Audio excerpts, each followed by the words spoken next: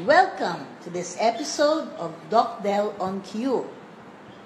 Today, ano ang topic natin? It will be about zeolite and other trace minerals na nakikita natin sa ating Quantum in class. So, let's talk about zeolites. Una, ano ba mga zeolite?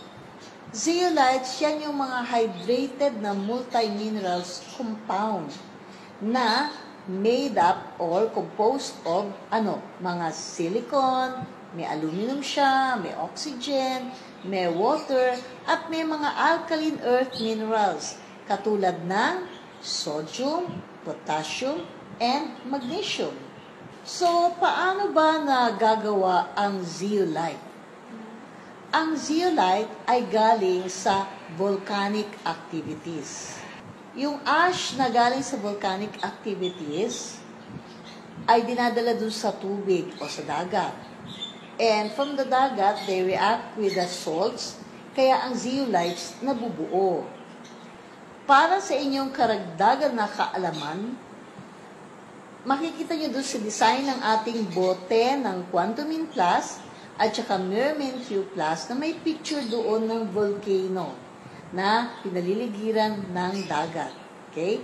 At yun ang nagbigay ng inspiration doon sa formation ng mineral zeolite. Okay? So, ano ba mga health benefits ng zeolite? Paano ba siya makakatulong sa ating kalusugan? Okay? Actually, medyo life-changing ang kanyang mga health benefits o yung mga benefits na pwede niyang ibigay sa atin. So, from the start, nag-start siya mag-detoxify ng ating katawan. And hanggang sa palakasin niya ang ating immune system. Okay? According do sa mga research, actually, major detoxifier or master detoxifier ang zeolite. So, kinakapture niya ang mga toxins tapos inilalabas niya sa ating katawan. Now, marami tayong mapagkukunan ng toxins katulad ng pagkain. Okay? Maraming products ang may toxins na nasa pagkain and then marami din ang toxins na nasa mga products na ginagamit natin para sa ating balat. In short, yung ating mga beauty products. Okay? So, pag naipahid na yan sa skin, papasok na yan sa loob ng katawan natin. Si zeolite, siya yung makakatulong para matanggal yung mga toxin na yan sa ating mga katawan at sa mga cells natin. So, yung ating mga cells, makaka-function kasi alam nila tanggalin yung madumi at makakapag-repair. Okay? Ano pang health benefit? It also alkalinizes our body. Ibig sabihin, ginagawa niya yung pH natin na more alkaline by providing maraming minerals. Okay? Now, maraming pagkain ang acid-forming na nakakain natin. Aside from that, exposed din tayo sa mga acid-forming na mga pollution, pesticide, tapos yung chronic stress na everyday na kasama natin sa buhay natin, it can add on doon sa acidity ng ating katawan. So, importante na i-alkalinize yung ating body. And yung zeolite, yan ang kanyang biggest role. Ma-alkalinize ang ating katawan. Okay? Aside from that, ang zeolite din makakatulong para ma-eliminate o matanggal lahat ng heavy metals na nakukuha natin sa labas na hindi naman kailangan ng ating katawan. It also strengthens yung ating immune system or resistensya.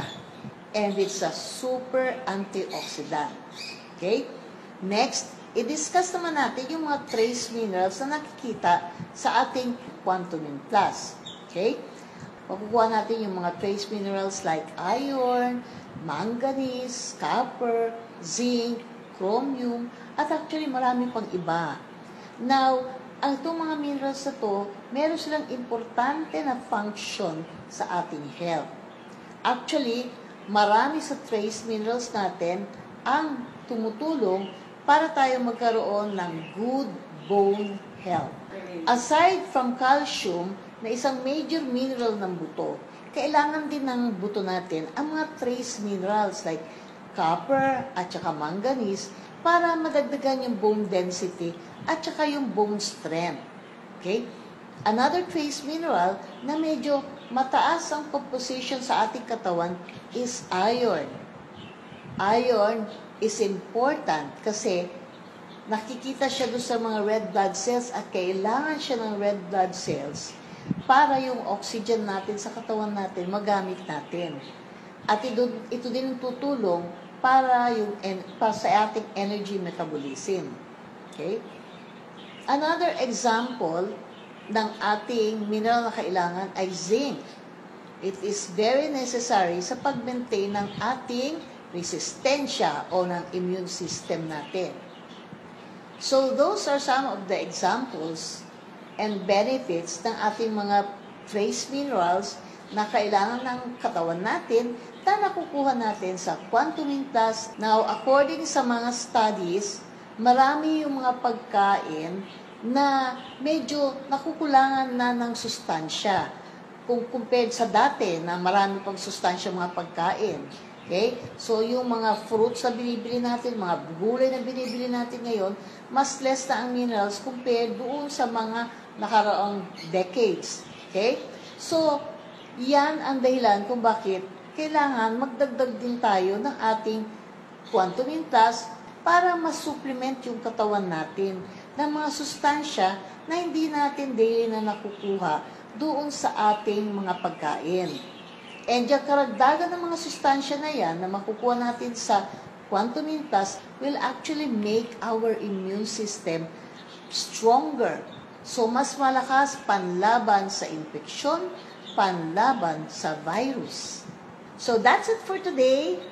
Yung mga natutunan nyo po ngayon, mas maganda po kung masishare natin yan sa ating family members at sa mga kakilala natin at mga kaibigan.